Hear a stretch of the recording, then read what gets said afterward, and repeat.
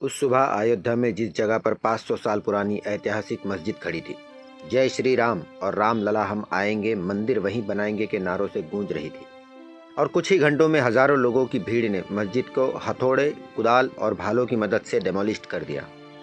उस वक्त देश में तनाव इतना बढ़ गया था कि 6 दिसंबर 1992 का वो दिन हमेशा के लिए इतिहास के काले पन्नों पर दर्ज हो गया। पर 140 सालों से चले आ रहे विवाद को अभी और 27 सालों तक चलना बाकी था।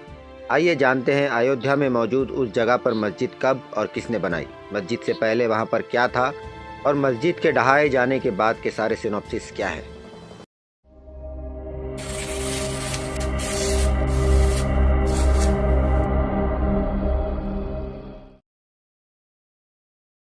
बाबरी मस्जिद को 16वीं सेंचुरी में मीर बकी नाम के मुग़ल बादशाह बाबर के मिलिट्री कमांडर ने बनवाया था, और क्योंकि वो बाबर का काफ़ी वफादार था, उसने उस मस्जिद का नाम बाबरी मस्जिद रखा। बाबरी मस्जिद से पहले वहाँ पर एक मंदिर हुआ करता था। हालांकि अयोध्या के स्थल पर बाबरी मस्जिद से पहले राम मंदिर होने के कोई सबूत ऐतिहासिक तौर पर और साइंटिफिक तौर पर नहीं मिलते, इसलिए हिस्टोरिकली इस बात को साबित नहीं किया जा सका। इस बात को हम वीडियो में आगे जानेंगे। बाबरी मस्जिद पर सबसे पहली कंट्रोवर्सी 1853 में शुरू हुई, जब महंत रघुवीर दास ने फैज़ाबाद सिविल कोर्ट में उस जगह को श्री राम जन्मभूमि कहकर वहां पर मूर्तियों की स्थापना के लिए पिटीशन फाइल किया।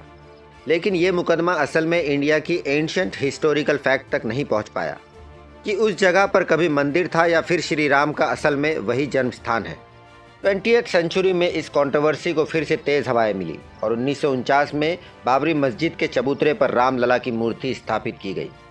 इसके बाद 1986 में उत्तर प्रदेश सरकार ने मंदिर मस्जिद कंट्रोवर्सी को रिसॉल्व करने के लिए प्रपोज किया। तनाव उस वक्त भी था, लेकिन ये कंट्रोवर्सी अपनी पीक पर पहुंची जब 6 दिसंबर 1992 को बाबरी मस्जिद को तोड़ने का इंसिडेंट हुआ, जिसके बाद लंबे समय तक न्यायिक और राजनीतिक चर्चा चलती रही। इसके फल के रूप में देश की जनता को काफ़ी नुकसान उठाना पड़ा अपनी जान और माल का। जब मस्जिद को 6 दिसंबर को डेमोलिस्ट किया गया, उस वक्त देश में हिंदू और मुसलमानों के बीच बहुत ज़्यादा तनाव बढ़ गया था। हिंदू संगठनों के इस फैसले ने न सिर्फ देश भर में बल्कि पड़ोसी देशों में भी इस आग की लपटों को पहुंचा दिया।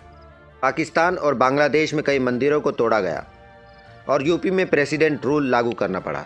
उसके एक साल बाद 1993 में मुंबई बॉम्ब ब्लास्ट भी हुए। ऐसा हिंदुस्तान की हिस्ट्री में पहले कभी नहीं हुआ था। हर समाज में या कहें कि धर्मों में कुछ अनैतिक तत्व ज़रूर होते हैं, चाहे वो हिंदू, मुस्लिम, ईसाई या फिर किसी समाज की कोई कास्ट हो। 6 दिसंबर 1992 को अयोध्या में करीब 2 लाख राष्ट्रीय स्वयंसेवक संघ के कारसेवक जमा हुए। ये लोग पॉलिटिकल लीडरशिप में पिछले एक हफ्ते से यहाँ पर जुट रहे थे और सोर्सेस का कहना है कि 5 दिसंबर के रोज़ किसी भी सिविल वर्क को किस तरह तोड़ा जाता है उसकी रिहर्सल भी करवाई गई थी। 6 दिसंबर के रोज़ सुबह हज़ारों कारसेवकों ने मिलकर मस्जिद के टीले पर चढ़ाई कर दी और उस दिन वो जगह राम लला हम आएंगे, मंदिर वही बनाएंगे के नारों से गूंज रही थी। इस घटना के होने का आम लोगों को शक था, पर कोई चाहता नहीं था कि ऐसा हो, पर फिर भी ये हुआ। और उसके बाद देश का माहौल पहले जैसा कभी नहीं रहा। कुछ राजनेताओं ने उनके राजनीतिक फ़ायदे के लिए आम लोगों में नफरत का बीज बो दिया। अयोध्या मामला भारत के सबसे लंबे चलने वाले केसेस में से एक है। सुप्रीम कोर्ट का फैसला 1045 पेजेस का है। मोटे तौर पर कहें तो फाइनल वर्डिक्ट ये है कि 2.77 एकड़ ज़मीन राम मंदिर बनाने के लिए दी जाएगी और उस ज़मीन के बदले 5 एकड़ की ज़मीन सुन्नी सेंट्रल वक्फ बोर्ड को दी जाएगी।